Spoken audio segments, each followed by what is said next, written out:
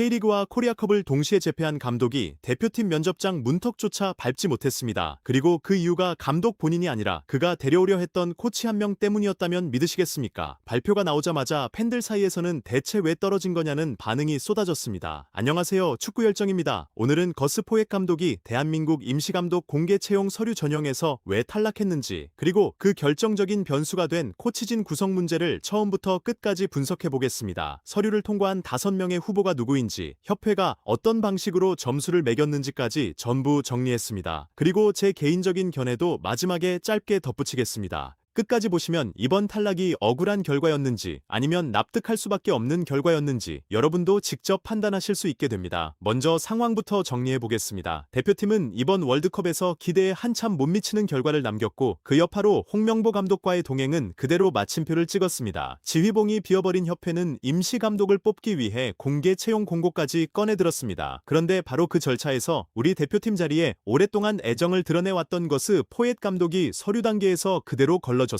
이유는 감독의 능력이 아니라 그가 함께 데려오려 했던 코치진 구성이었습니다. 지금 한국 축구에서 다음 사령탑이 누가 되느냐는 팬들의 가장 큰 관심사입니다. 이유는 분명합니다. 우리 앞에는 2027년 1월 AFC 아시안컵 본선이라는 또 하나의 메이저 대회가 기다리고 있기 때문입니다. 하루라도 빨리 감독을 앉혀야 새로운 체제에서 전술을 짜고 선수 구성을 손보는 작업을 시작할 수 있습니다. 시간이 곧 경쟁력인 상황인 겁니다. 그런데 협회의 계획은 조금 의아합니다. 9월부터 11월까지 잡혀있는 A매치는 일단 임시감독 체제로 평가전을 치르고 그 이후에 정식 감독을 선임해 아시안컵에 들어가겠다는 구상입니다. 그래서 임시감독을 찾겠다며 공고까지 내고 프로무대 감독들의 지원을 적극적으로 받았던 겁니다. 여기서 가장 유력하게 떠오른 이름이 바로 포엣 감독이었습니다. 근거는 충분했습니다. 포엣 감독은 우리 대표팀에 수차례 관심을 드러냈고 전북 현대에서 K리그 우승까지 경험하며 한국 축구를 몸으로 이해한 지도자였습니다. 그런데 결과는 다소 충격적이었습니다. 서류 전형 탈락 통보를 받으면서 대표팀 사령탑을 향한 그의 꿈은 그 자리에서 멈춰섰습니다. 그리고 여기서 더 흥미로운 부분이 나옵니다. 서류를 통과해 면접장에 들어가게 된 인원은 총 5명이고 전원 외국인 감독이라는 이야기가 나왔습니다. 언론을 통해 공개된 명단은 이렇습니다. 스페인 대표팀 수석 코치와 임시 감독을 지냈던 로베르트 모레노, 과르디올라 감독의 수석 코치였던 도메네크 토렌트, 이라크 대표팀을 이끌었던 헤수스 카사스, 로날드 쿠만 감독의 친형이자 그의 수석 코치로 네덜란드 대표팀에서 최근 북중미 월드컵까지 함께한 에르빈 쿠만, 그리고 세르비아 대표팀 감독을 거쳐 중국과 일본에서 경력을 쌓은 드라간 스토이코비치입니다. 다만 스토이코비치 감독은 지원을 했다는 보도와 하지 않았다는 보도가 엇갈리고 있어서 사실상 4명 반 정도로 보시면 되겠습니다. 여러분도 이 명단을 보시면서 고개를 갸웃하셨을 겁니다. 스토이코비치를 빼면 대부분이 감독보다 코치로 보낸 시간이 더 긴 인물들이고 정작 감독으로서 뚜렷한 성과를 남긴 사례는 많지 않습니다. 그러니 K리그 우승 경력에 한국 축구 이해도까지 갖춘 포엣이 왜 떨어졌냐? 이건 잘못된 결과 아니냐는 목소리가 나오는 것도 무리가 아닙니다. 그리고 바로 그 의문에 대한 답이 공개됐습니다. 핵심은 포엣 사단에 포함된 코치 구성이었습니다. 보도 내용을 정리하면 이렇습니다. 전북 현대를 이끌던 포엣 감독이 대표팀 사령탑 도전에서 또 한 번 고배를 마셨습니다. 유력 후보로 거론됐지만 면접 기회조차 잡지 못한 채 서류 단계에서 정리됐습니다. 그 배경에는 그가 코칭 스태프에 넣은 이동국 용인FC 테크니컬 디렉터의 지도자 경력이 결정적으로 작용한 것으로 알려졌습니다. 테크니컬 디렉터는 쉽게 말해 구단의 축구 전반을 설계하고 총괄하는 자리입니다. 축구계에 따르면 포엣 감독은 최근 협회로부터 서류 적격 심사에서 탈락했다는 통보를 받았습니다. 그는 지난 시즌 전북을 이끌고 K리그 1과 코리아컵을 함께 들어올리며 더블을 달성한 지도자입니다. 더블이라는 건 한 시즌에 리그와 컵 대회를 동시에 제패했다는 뜻입니다. 한국 축구와 K리그에 대한 이해도가 높다는 점에서 유력 후보로 평가받았지만 예상과 달리 서류의 문턱조차 넘지 못했습니다. 결국 이동국 카드가 오히려 독이 됐다는 겁니다. 복수의 관계자에 따르면 서류 평가에 영향을 준 요인 중 하나가 바로 이동국 디렉터를 자신의 코칭 스태프에 포함시킨 선택이었습니다. 포엣 감독은 선수들과의 소통을 돕고 외국인 스태프와 한국 선수들 사이를 이어줄 인물로 이동국을 점찍었습니다. 사실 외국인 감독이 국내 지도자를 스태프에 넣는 건 우리 대표팀에서 낯선 방식이 전혀 아닙니다. 파울루 벤투 감독 시절에 최태욱 코치가 대표적이고 클린스만 체제에서도 현재 화성FC를 맡고 있는 차두리 코치가 합류해 같은 역할을 맡았습니다. 포엣 감독 입장에서는 한국 축구를 잘 알고 대표팀에서 오래 뛴 이동국의 합류가 팀 운영에 도움이 된다고 판단할 만했습니다. 했습니다. 그런데 여기서 문제가 생깁니다. 이번 공개 채용에서는 그 선택이 정반대로 작용했습니다. 서류 평가가 대회 우승 경력, 특정 리그 활동 기간 같은 항목을 전부 숫자로 환산하는 정량 평가 방식으로 진행된 것으로 전해졌기 때문입니다. 정량 평가라는 건 쉽게 말해 인상이나 평판이 아니라 서류에 적힌 경력을 그대로 점수로 바꿔 계산하는 방식입니다. 게다가 감독 개인의 경력만 보는 게 아니라 함께 지원한 코칭 스태프 5명의 경력까지 각각 점수화한 뒤 전부 합산하는 구조였습니다. 문제는 여기에 있었습니다. 이동국은 선수로서는 한국 축구를 대표하는 레전드지만 정식 지도자로서의 경력은 사실상 백지에 가깝습니다.